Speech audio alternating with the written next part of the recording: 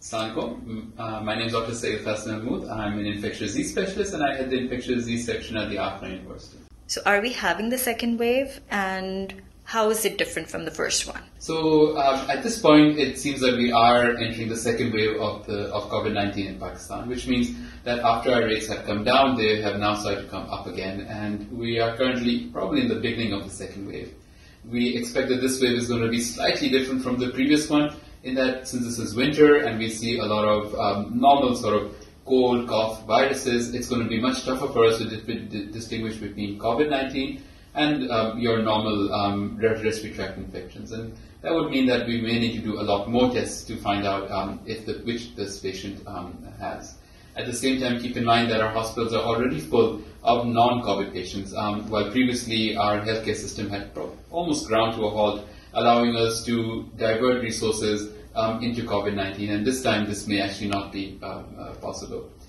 However, the good news is that we are much better treating this infection. People are more aware of this infection, and therefore we hope that we will be able to manage patients who do make it to the hospital in time for care. So how are patients different this time than the last time? So in this wave of COVID-19, we're actually seeing pretty much almost the same type of patients that we saw last time. Mostly the elderly, people with other medical problems are coming into the hospital with severe illness.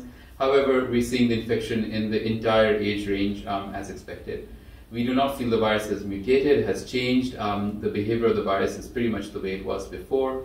However, having said this, the question then becomes, why did this virus come back? And there are many reasons. One is we know that when it gets cooler, these sort of viruses which are spread through the respiratory tract tend to spread much more easily. At the same time, we all know that everybody's become complacent, mask wearing is at an all-time low. People are now gathering together in weddings, in other public gatherings, which really helps this virus to spread a lot. And once this virus takes a foothold, it really spreads exponentially unless something is done. Unfortunately, we have seen a number of patients who had the COVID-19 in the previous wave coming now again with symptoms all over again, and when we test them, they have a very high virus level, indicating that they've got infected again. This is a good warning for us that even if you've had the infection in the past, please keep taking precautions, because we don't know how many people with the infection in the past will get the infection again. What does the trial of vaccine means for Pakistan, and how soon can we expect one?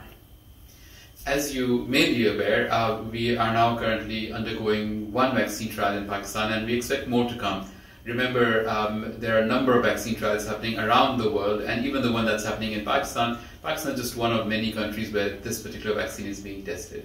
Regardless, once the vaccine trial ends and we know if this vaccine works or not, we do not expect the vaccine to come to the country for distribution at least by mid of next year, which again, I should re-emphasize that we need to take precautions until the vaccine arrives. Keep in mind that even after the vaccine arrives, it is possible that the vaccine alone will not be enough to halt this virus, and even after the vaccine comes, we still may need to take some degree of precautions to stop the spread of this virus. If I have mild symptoms, is it necessary for me to quarantine? So, unfortunately, because we cannot really tell between a common cough and cold virus and this COVID-19 virus, if you have mild symptoms, it's better that you get tested and then go into isolation, because treatment for both are slightly different, and also we need to know if you're contagious, if you can give this virus to other people or not.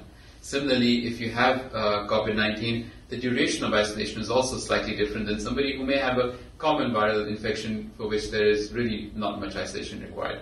So bottom line, if you feel you have the infection, if you have fever, body aches, cough, loss of smell, loss of taste, then please get yourself tested and go into isolation until your result comes.